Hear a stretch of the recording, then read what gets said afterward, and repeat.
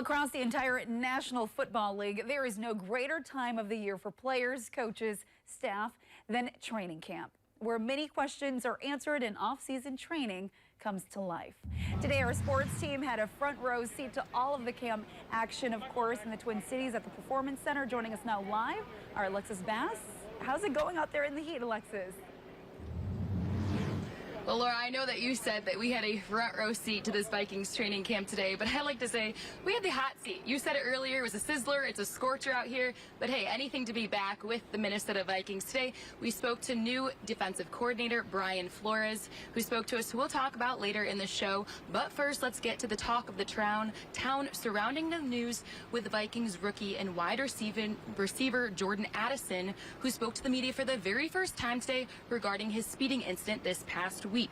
Addison was cited going 140 miles per hour down the highway in St. Paul, later sharing it was due to a dog emergency but did not specify.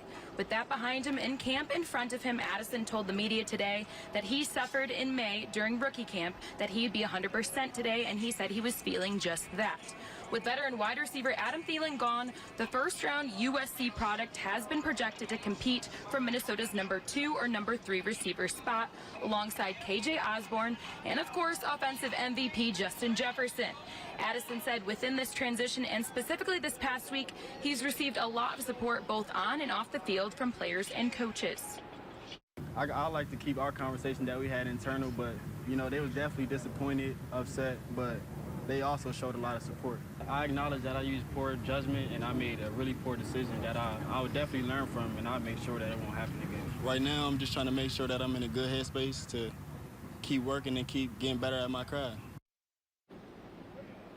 Addison added that it has been super beneficial to be around established receivers like JJ and KJ, who have shown a lot of production. Addison says he feels like he's already learned from them both and is quickly understanding the different beast that this league is, between the several schemes and lineups right down to the little details.